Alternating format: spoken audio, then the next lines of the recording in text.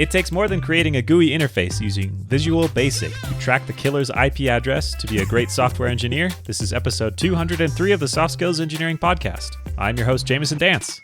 I'm your host, Dave Smith. Soft Skills Engineering is a weekly advice show where we answer your non-technical questions about the technical field of software development, and I guess talk about like old memes.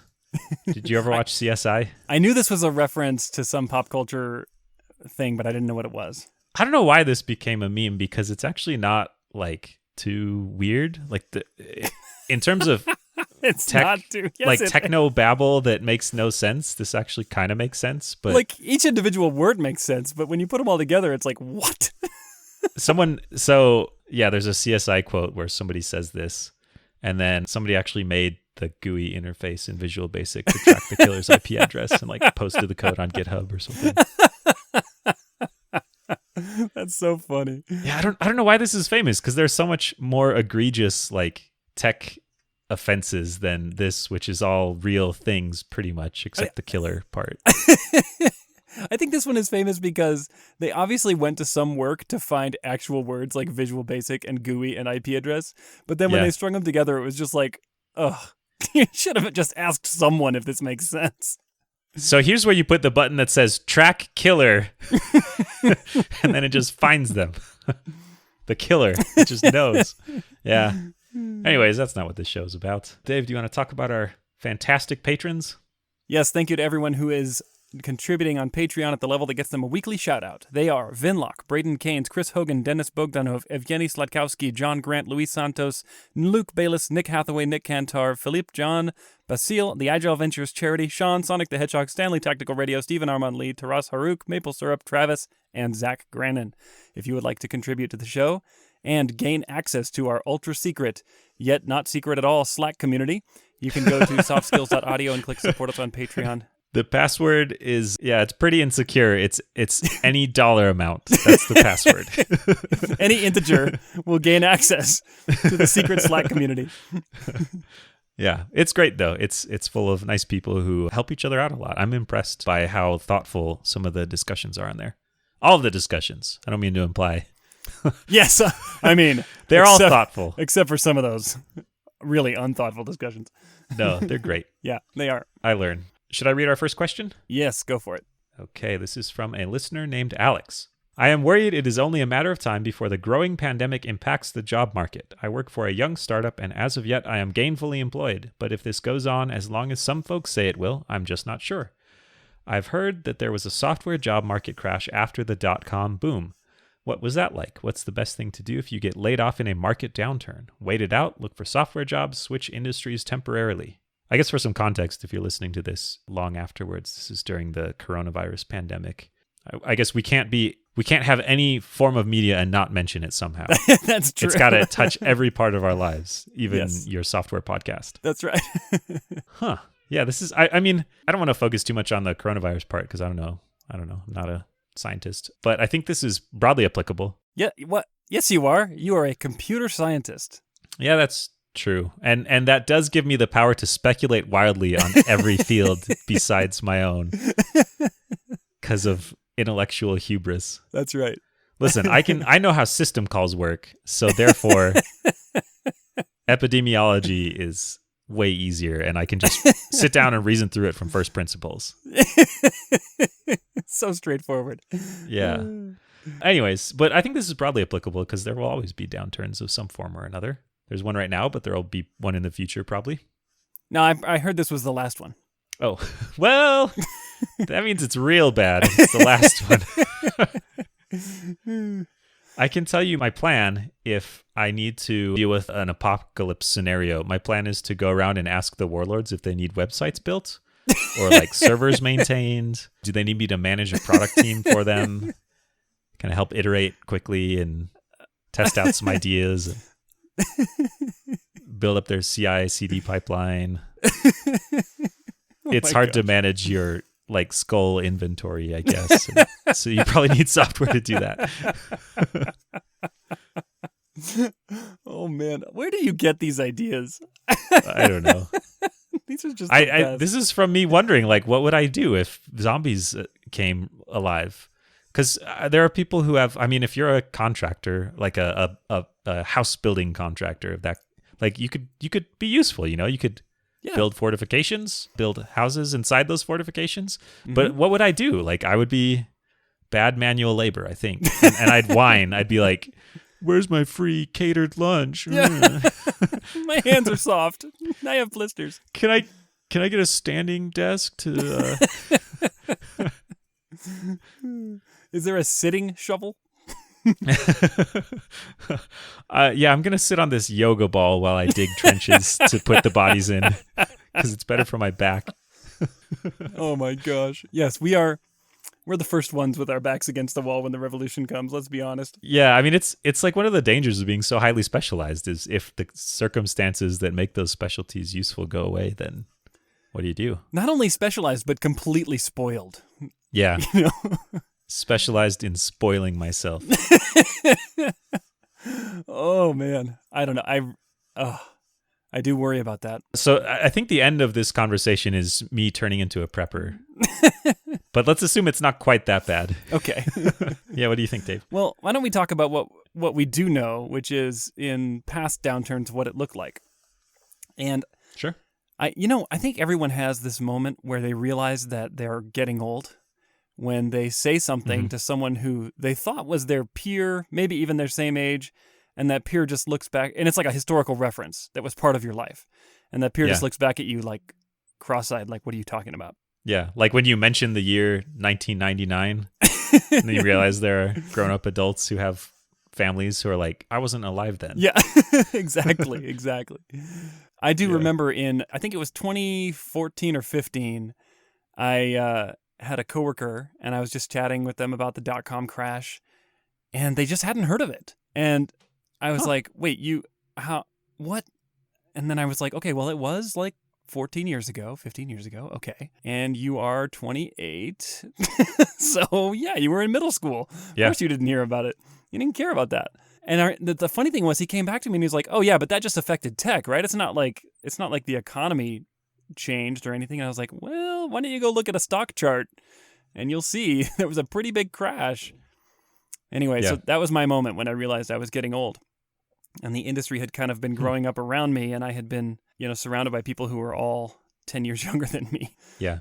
So yeah, I did live through the .com crash, but I came at it at kind of a little bit right on the cusp of starting my career. So I graduated from college in 2003 and started my job search in early 2003. And this was about, I guess, like a year and a half or 2 years into the crash. I don't remember the exact date that things really started going down, but we were pretty far into it at this point, and software jobs were hard to find. In fact, I was so nervous because the .com crash happened while I was in school still. So I'm going to classes and hearing all these stories of people who are graduating and getting these massive offers from big tech companies with huge signing bonuses and big perks and stuff.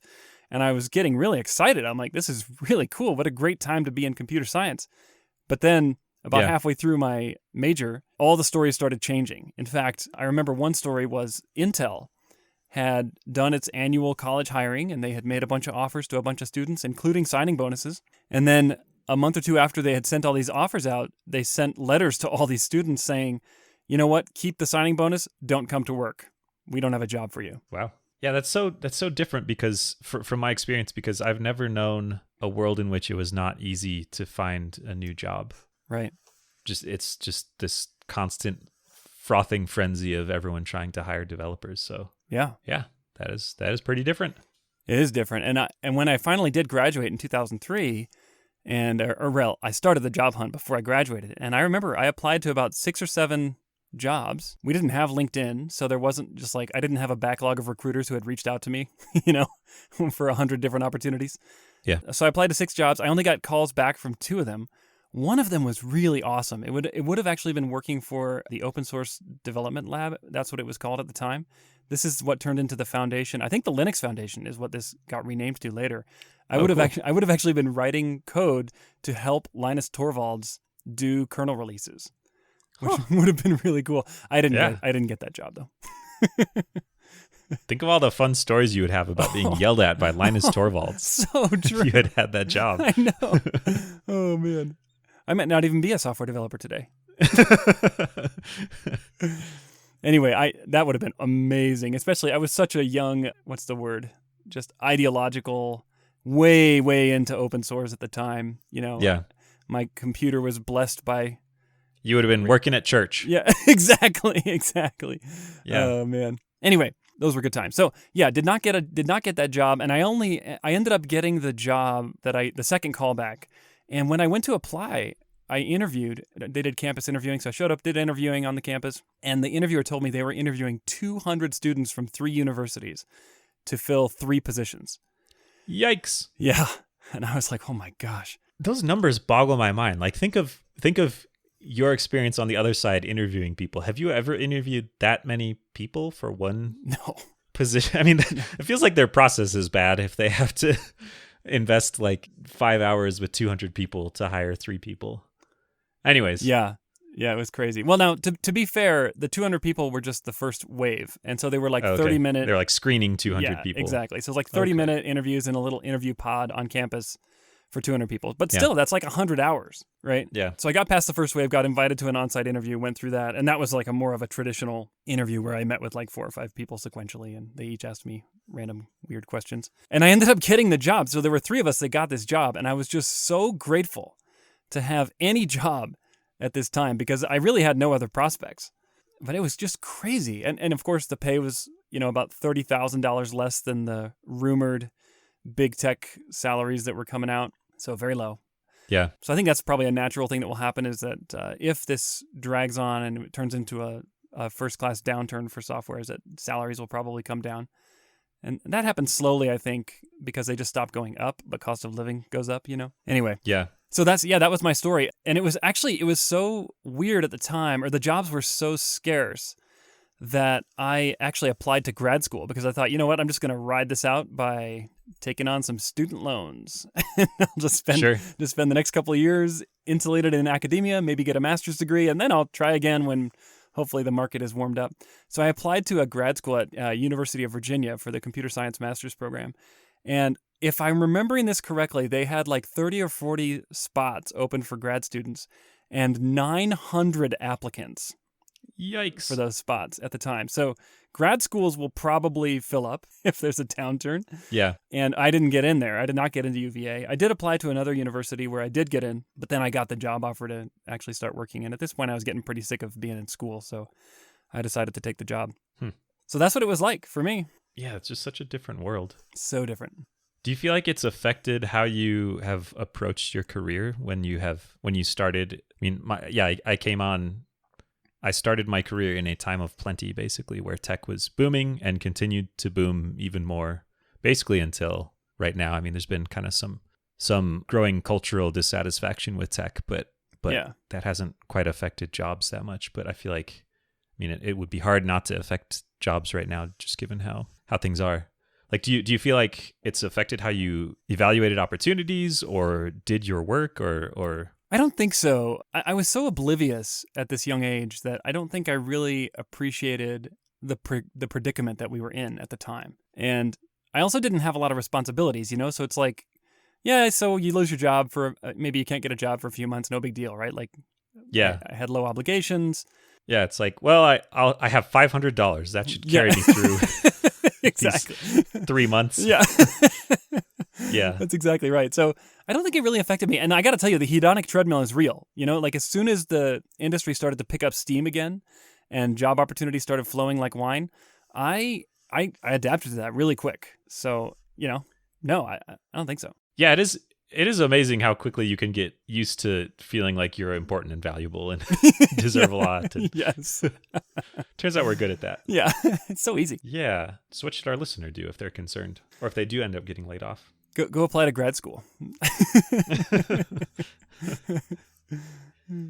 I mean, my generic advice is that it's probably worth being a little bit more conservative right now. Maybe saving a little bit more money so you can afford to not have a job for longer, trying to lower your expenses so that money lasts longer.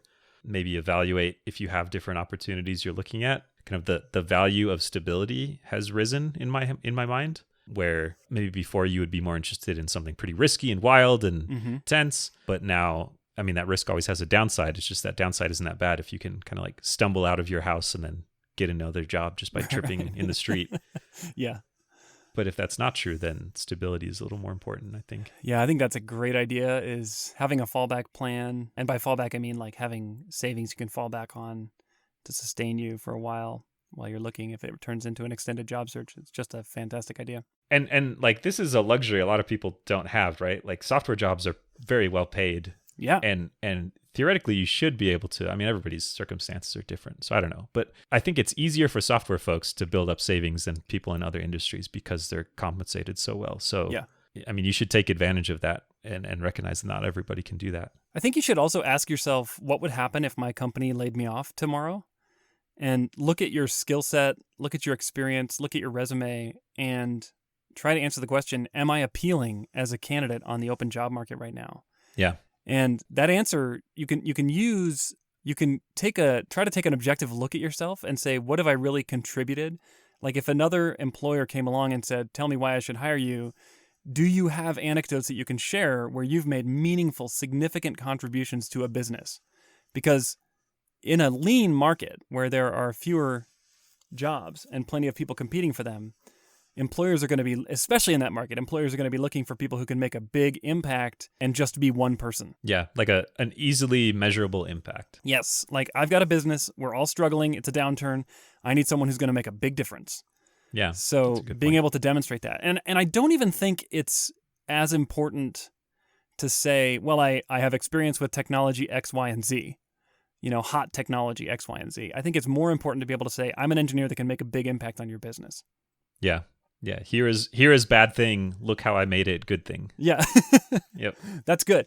Although having said that, I do think specific technology experience can be valuable in this market because, again, employers are going to have their pick of people who already have that experience and won't have to pay a ramp-up cost with them. So they can be a little bit more picky. Yeah. That makes sense. Whereas in the past, they might have been willing to hire a fungible engineer who can learn and grow on the job. So yeah, I mean, it's hard, but like also you should look at your industry. Like, is your industry likely to be one that is going to be impacted by the downturn? And are your skills narrowly scoped to that industry? Like, let's say you're an expert on hotel or airline travel engineering. And it's like, I'm not an expert in web technologies or generic technologies that are hot. I'm an expert in hotel bookings. It's like, well, you might want to try to broaden yourself a little bit. I think network is really important.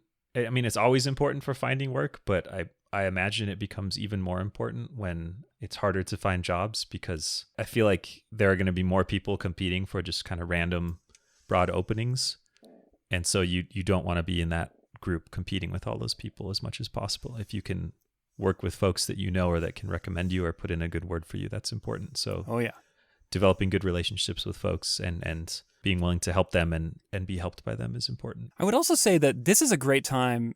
I mean, it's always a great time for this, but a particularly great time to make sure that you are taking your development as an engineer seriously, which means you're learning new things, you're learning how to learn, you're developing new skills, and you're not stagnant. I think for the last 10 years plus, it's actually very easy to just be good at one thing and not branch out and have plenty of employment opportunities anyway. And so if there's a downturn, which, who knows, if there is a downturn, I think the people who have taken seriously the effort to actually develop new skills and grow are going to be the ones that benefit because, they'll be the scarce commodity.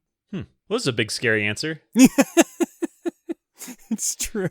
Time to give some hot stock tips, too. Yeah. Make sure you put all your money in. I don't know, Tesla? Now short this one by that much. Yeah. I don't have any hot stock tips. Yeah, me neither. Bury it, put it under your mattress in cash. Yeah. I maybe talk to someone that has, maybe talk to a financial person if you're interested in financial advisor, if you're interested in kind of hedging your risk against downturns financially as well. Or you could marry a very wealthy spouse, do not let them sign a prenup, and then murder them. Just keep procrastinating. Tell them you'll get back to them about the prenup. Yeah. Push really hard on the wedding date. Yeah. Classic. Yeah.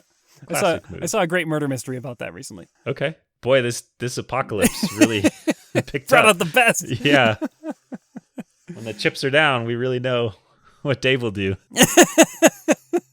I'm going all in. Yeah.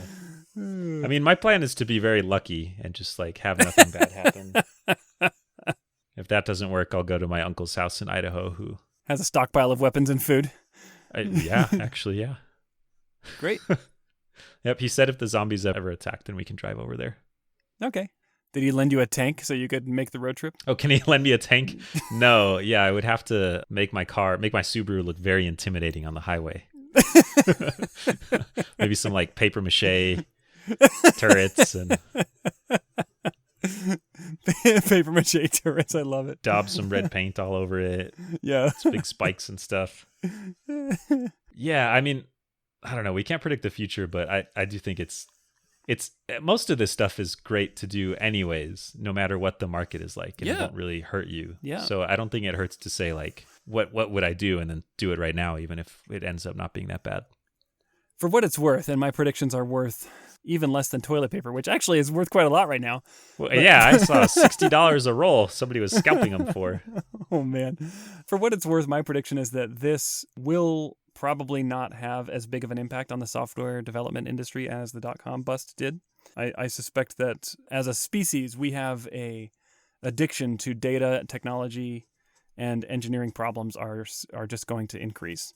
So I don't know. I think developers are probably going to be okay, but I do think that this golden age will eventually end, and we'll become regular run-of-the-mill folks who, have to struggle and strive just like others.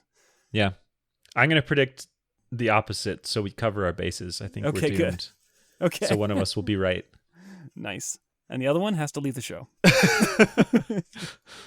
Should we answer our next question? Yeah, sure. This comes from a listener named Nathan, who says, I'm a technical lead on a small team. 2 of my teammates are constantly annoyed with each other, and I need to know how to talk them down so we can be a better team. Let me introduce them.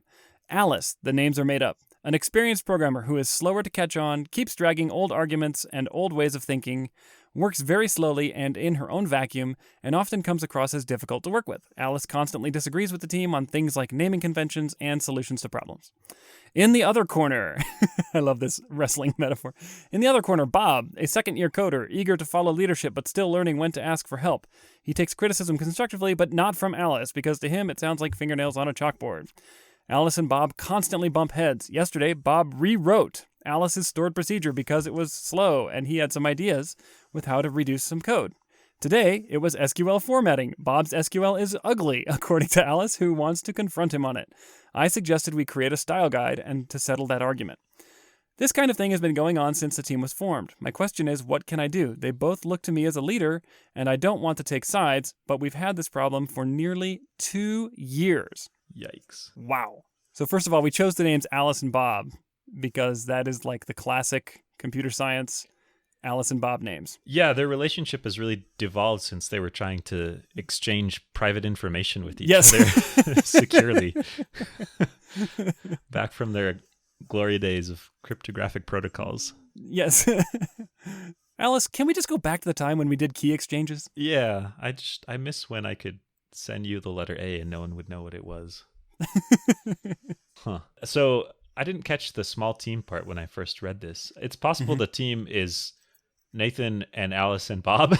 And they're just like, it's like when you're out to lunch with 2 people that just fight and you kind of like sit there awkwardly and watch them and eat your salad slowly, quietly. Yeah. Yeah, if it's more than just these 2 folks, though, then it's likely that the other people on the team are not huge fans of this behavior. Yeah, you can imagine. Yeah. What do you think they should do? Well, we've talked about cage matches in the past. Yeah, they're already in corners. Yeah, take that metaphor all the way. Whoever wins this arm wrestling contest gets to define the SQL style guide.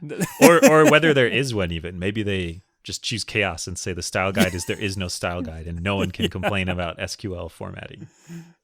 Or only I can complain about it because I won the arm wrestling match. Yeah, that's true. You got to exercise your powers as victor. I worked with somebody who had very, very detailed criteria for formatting that was completely unenforced by any tool. And there were other things too, but it just made code reviews with this person really frustrating because they cared quite a bit and nobody else cared. But there was like nothing to enforce. Like, whatever, it's fine to have a defined format, but it wasn't defined. It was just all in this person's head. And then they were trying to define it by like getting after people in pull requests saying, hey, you're not matching this format that I think is really important. And it was just so frustrating because it prevented any conversation about like design and implementation. And it was all just in these little nitpicky details of match up my preferences exactly. Mm-hmm. My preferences, which I will only reveal to you as you violate them. Yeah, it just turned it into this power struggle where instead of saying like, here's some stuff I think might work, can you give me some feedback on it? It turned into, please appease me and meet all my criteria, otherwise I'm not letting this through. Yeah. So that was painful. I guess the point of that is I empathize with you. That's not a fun place to be in. It's not. And it's even complicated further by the fact that I think the listener here is not the manager, but rather a tech lead, which means that interpersonal conflicts might feel like they're outside of your sphere of control. Yeah, that's a good point. Like you might be stepping out of bounds to go after it. I only care about technical stuff, not people stuff. All I have to do is solve these technical problems and the team will be great. And it turns out that's not true.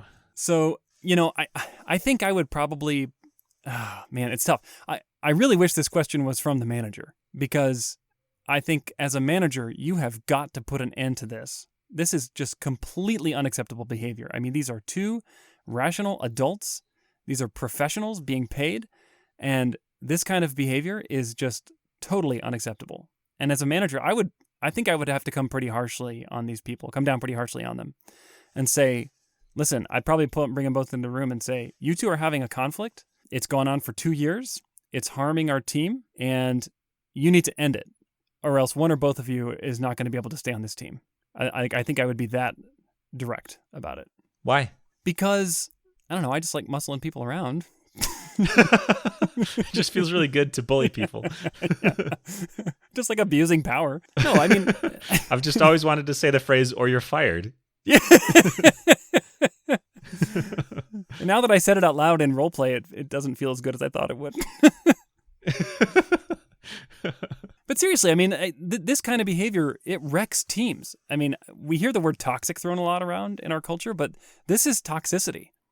And it spreads, and it makes it so that when these two people are engaged in this kind of behavior, none of the other people on the team can be at their best. And so I think as a team, I insist. I've seen that very directly, where it's pretty easy for even one bad relationship on a team to just like smush the whole team. Yep. So you got to fix it. And as a manager, I'm not going to sit down and be like, tell me why you're so upset about this SQL code formatting. I'm not really going to indulge in that. I'm just going to say, you got to fix this. If you want to ask me specific questions about how to fix it, I'm here to help. But you're an adult, you're a professional, especially this Alice in this scenario who's got many years of experience. I expect that person to learn grown-up people skills and how to interact with other people. And if you can't interact with someone who's 2 years into the profession, then that is turns out that's a required skill to be on our team, is that you have to be able to interact with others, especially if you're more experienced. So, I mean, you said that's what you do if you were the manager, but if you're the tech lead, there's this fuzzy in between where the tech lead might not have the authority to do it, but they're still responsible for the output of the team in some way. Yep. Like, I mean, do you just try to do that anyways? No, I think... You don't really have the stick to dangle over people's head. It's more like you're just saying, please fix it because it's hurting the team, not like, please fix it or else. Yeah, for sure. I think there are two approaches that I would take as a tech lead. The first one is I would partner with the manager. I would sit down and describe the problem as clearly as I can, and then strategize with the manager on how to solve this problem. If it's as bad as you say, the manager is definitely aware of it and has failed to fix it over the last 2 years, and so they might need your help. And maybe that's what's going on. So in any case, you got to partner with the manager, figure out where the problem is, and maybe they've taken action already that you're not aware of, and you should become aware of that. Because as a tech lead, I think you really need to be involved at a certain level with these kinds of people issues. It doesn't mean you have to do their performance reviews every year. It doesn't mean you have to do their compensation, but it does mean that when there are serious interpersonal issues on the team, you probably need to be aware and partner it up with the manager to make sure you're presenting a unified front. So you've taken a pretty hard line here. The relationship has been bad for 2 years. What if it's the kind of thing, in my experience, the hardest situations to address are things where each individual instance is like not quite a big deal, Yeah. but the totality of it affects things. And it's hard to say, like, when you did this specific thing, that was just totally unacceptable. It's always like, that felt kind of weird, and I wish it didn't happen that way, but like, it's not that bad, but there's just this broad pattern. Like, how do you deal with it if that's the case, where it's, I mean, teams disagreeing about style is a sacred right of engineering, you know, like True. that one incident by itself is not like a huge problem, I think, but in the context of this whole relationship, it could look worse. What do you do if that's the case, where it's like the weight of everything, not the individual thing? Given that this has gone on for 2 years, that's almost definitely what has happened here. And so I think it's probably not as clear to the parties that are participating in this toxic relationship as it is to you watching it from afar. And so in order to make it clear to them, I think you need to give them specific examples of unacceptable behavior. And I would just call it out and say, yeah, look, if you did this once, twice, maybe even 3 times over 2 years, we wouldn't be having this conversation. Everyone has conflicts occasionally, but you've done it 25 times, and here I've been making notes. So I think you probably need to start writing this stuff down so that you can point it out clearly to them. Yeah, that's a good call out. When you're delivering tough feedback about things that need to change, the vaguer it is, the harder it is to receive and act on for folks. Yes. Yes. Yeah, I like that. I like calling it out explicitly and saying that, hey, it's not the individual things, it's that there's this constant pattern that happens. Right. And what's going on here, I think, is that this pair of developers is creating externalities where they don't feel it as badly as the rest of the team. They don't feel the productivity loss from the rest of the team. They don't feel the unsafety that they've created for the rest of the team. Like the fact that other people on the team don't feel like they can engage in a healthy debate because they don't have psychological safety when they've got these two running around.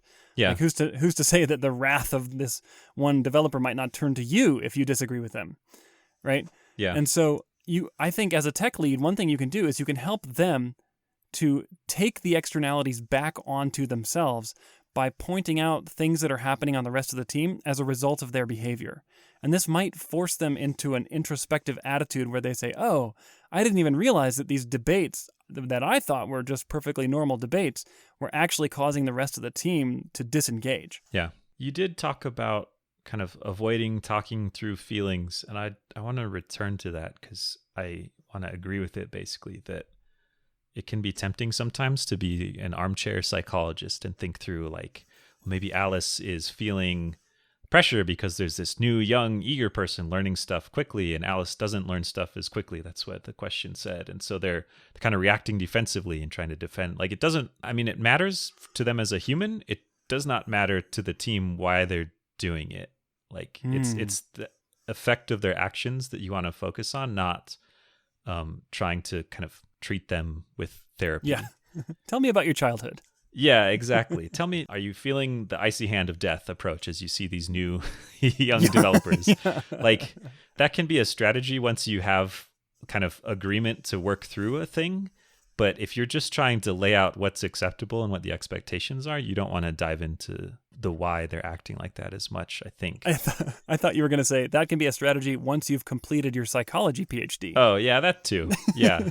I don't know. I've read a couple. I read Drive, which is by a psychologist. So I think that gives me all I need. Also, again, you are a computer scientist. So, Yeah, that's true. Don't underestimate your psychological abilities. Have you noticed that? Like, in the last 10 years, it feels like developers kind of got obsessed with psychology because they're like, oh, this is how people work. And it's just, it's like this set of instructions, just like computers have instructions. And I just learned the truth. And la la la la la, there's no such thing as a replication crisis. La la la la la. Yeah. There's just this weird obsession with like pop psychology among developers, I feel like. Maybe. Anyways, a tangent. Be gone, tangent. All of this is to say, though, that even though Jamison and I both believe in empathy, that it's crucially important as a leader to be empathetic with your people, we still don't, I think in this case, you need to put the responsibility on the individuals to change this behavior. They are professional adults and they have got to do it. Yeah, I think empathy comes in to you supporting them in changing, but not into you excusing the behavior. Yeah, very well. Oh, that was elegant. Oh, Why, thank you, Dave. Now I just have to do it. That was like as good as an inductive proof. An elegant inductive proof. I am, after all, a computer scientist. That's right. Of course the things I say are elegant. I mean, firing someone is like the ultimate stick, and it has a pretty big blast radius in terms of effect on the team. Mm-hmm. Do you really think this merits it? I know you said early on that either one or both of you would be gone if this doesn't get worked out. I think that as a manager, if you want to like kind of cool that down a little bit, you can say, I don't see how the two of you can remain on this team with this behavior any longer. And that opens up the possibility for an internal transfer. It opens up the possibility for role change or a team split or like a charter focus where you're not going to be working with this person. But, I think the other person will read the message loud and clear. It's like, yeah, I do have in my back pocket the idea of terminating your employment, but I'm not reaching for it right now. Yeah. I mean, one more question is there something that Nathan could have done earlier? Like say they had a time machine. What's something they could have done before? Just have this same conversation, but earlier? Oh, definitely. I mean, the fact that this has gone on for 2 years is going to make it a lot harder because now the manager who's supposed to have these hard conversations has to acknowledge, I failed to do this on time. Like, part of the responsibility belongs with the manager, right? Yeah. It's a horrible feeling to be delivering hard feedback and know, like, it's better late than never, but this should have happened earlier. Yeah. Yeah, that's a really sucky feeling. You can imagine you would have nipped this in the bud quicker. And I think that Nathan will probably take this lesson back for future jobs and say, if I see this kind of behavior beginning, I know to have the conversation now because it's only going to get harder. Yeah. We've talked about this a while ago, but there's a skill in working with people that you don't naturally get along with. And you don't have to be friends with them. You don't have to like them. You don't have to want to hang out with them. But there should not be that many people that you just cannot collaborate with at all. Mm-hmm. If you're just like easily torpedoed by someone difficult, you're going to be torpedoed because there are difficult people all over the place. Yep. Well, did we answer it? Clearly. Question answered. Easy peasy. Simply do the thing we said. Problem will be solved. Yeah, this is hard. With a computer science stamp of approval. Yeah, you're a scientist. You know the truth, the objective truth. Yeah, this is the hard stuff. Interpersonal conflict like this is tricky. So I guess expect it to be tricky, but I think it is definitely worth addressing. All right. Awesome. What should people do if they want their own questions answered, Dave? Go to softskills.audio and click Ask a Question. And we just want to say thank you to all of the many people who do that every week. We really appreciate all of your amazing questions. I think I learn a lot from the questions. Oh, yeah. Makes me think about the world in a different way, so thank you. All right. We'll catch you next week.